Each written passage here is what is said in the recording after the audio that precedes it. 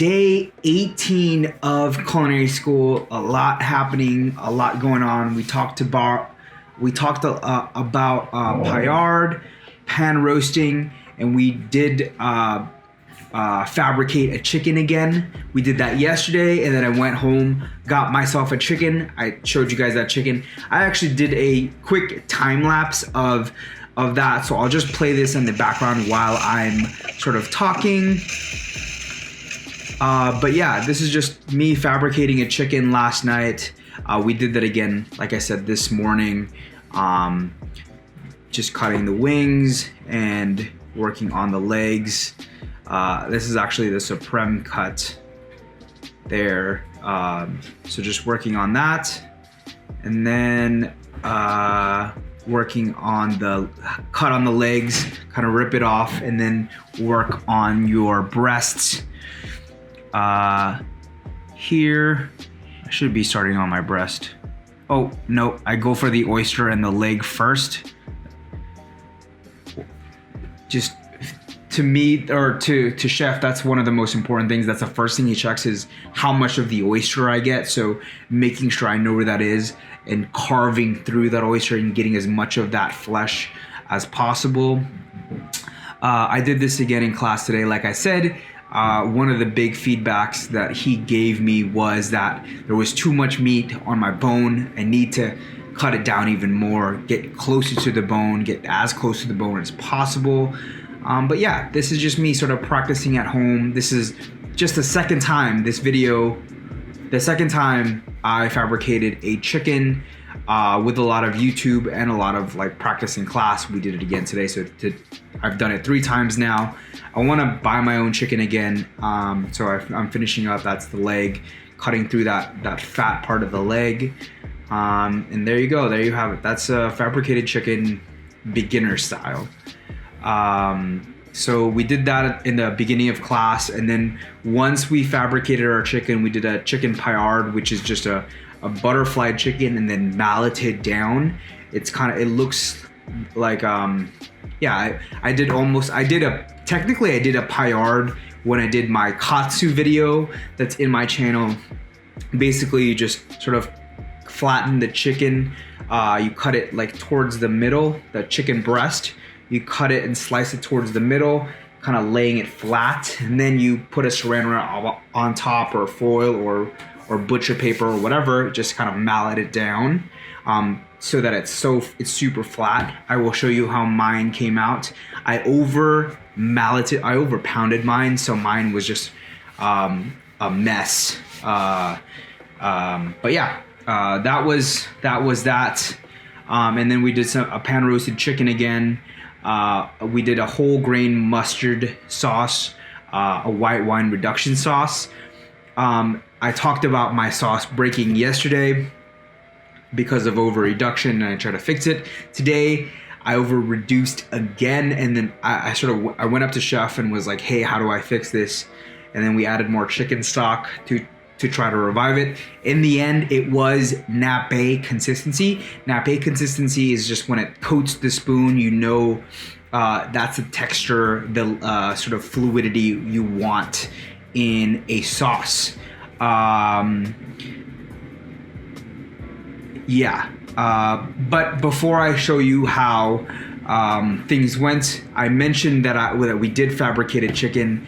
After you fabricate your chicken, there's certain places you have to take your chicken to, and I accidentally took my chicken bones. You're supposed to drop it into a stock pot, but I dropped it into a colder stock pot, which then caused the entire, chef found out, and it caused the entire class to stop cooking so that we can fix this.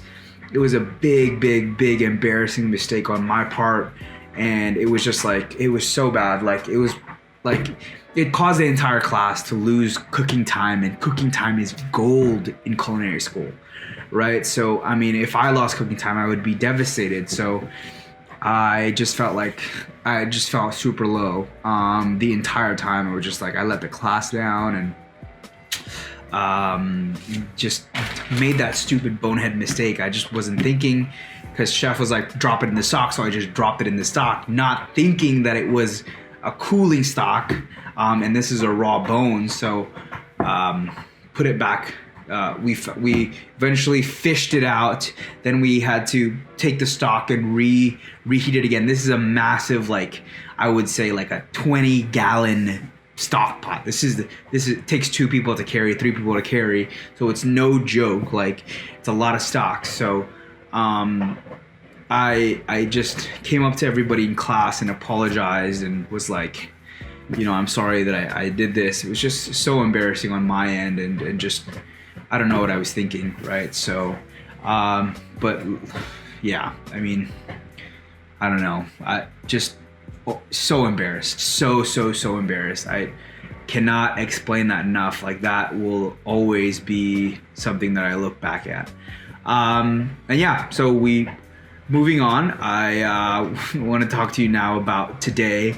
I actually was really trying to slow myself down. Like, my goal today was to finish last or close to last, because I've been sort of rushing everything, rush, and I'm just like so excited and so like, just culinary school, yeah, like so today I was just like calm, like, let's just I focused on my mise en place, made sure everything on my mise en place was set, make sure I had all my ingredients before I turned on the stove.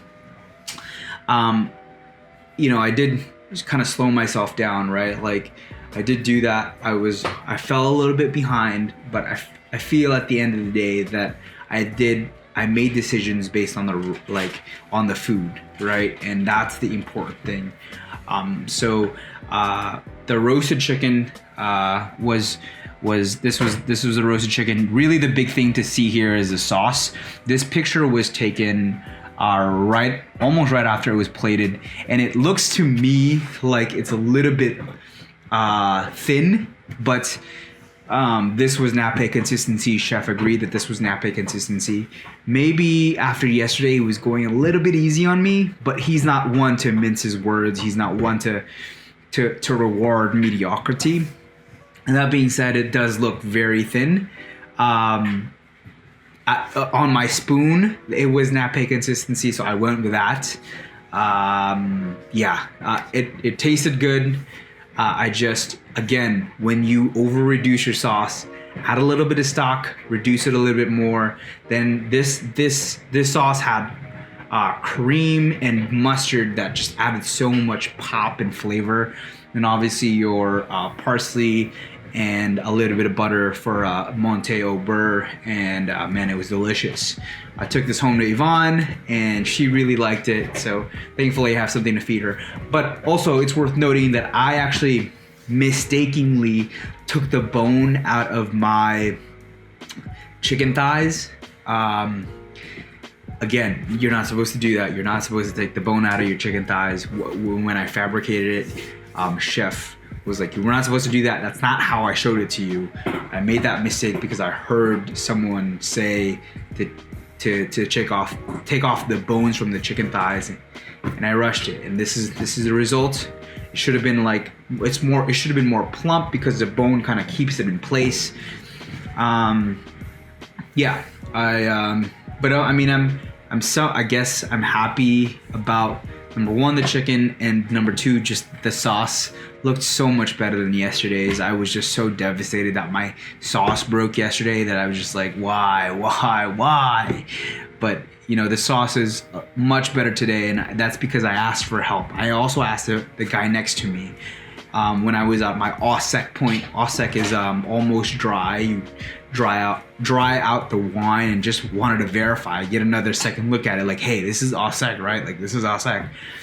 So he was like, yeah, that's Aussec, that's perfect. Let's put the sock. So really, again, me trying to slow down and just kind of focus on the technique, right, and run my own race. And I felt like today I did that, as well as keeping my station clean. This is how my grilled chicken looks. It just looks like a hot fucking mess. This is like melted butter. So you're supposed to present it on a hot plate hot chicken and a butter, and then the idea is it melts. This is obviously, it obviously melted, right? And I talked a little bit earlier about over melting my meat. That's what happened. You're also supposed to get a 10 o'clock grill mark and a 2 o'clock grill mark. You can only see the 10 o'clock here, but you can kind of roughly see the 2 o'clock there. What happened here was that I put it on the lowest heat on the grill, and it just wasn't hot enough, and it didn't create the grill marks that I needed. Still grill issues that I'm having. It continues. I need to figure that out, right? Like I need to figure out that grill. I need to figure myself out when I'm doing the grill. I need to figure out the fire of the grill. Yeah. But like I said, again, one of my goals was to finish last, to kind of just take my time. And while I did do that, you know, the product still needs a lot of work. And if I had to grade myself today and my performance today, I'd probably give myself a D- again, just because. But I will give myself a little bit of credit for trying to slow myself down. And yeah, I guess it's just a continual process, right? You just keep fighting, keep going, keep cooking, keep learning. Be kind to myself, be kind to yourself, and just try to learn as much as I can. It's culinary school for a reason, right? You're there to learn. But with that being said, I'm trying not to beat myself up too. But that's hard, because if it's something that you love, you want to and expect yourself to do good. But sometimes expectation and reality don't align, right? Like you think you're gonna be Chef Gordon Ramsay, or you know, Julia Childs or somebody, and you're not, you know, and you sort of realize like, hey, it takes time. And living on the learning curve is hard, and it hurts, and it takes time. With that being said, before I ramble on even more, that is your update for day 18 of Culinary School. I will check back in with you guys tomorrow for Friday, day 19. Peace.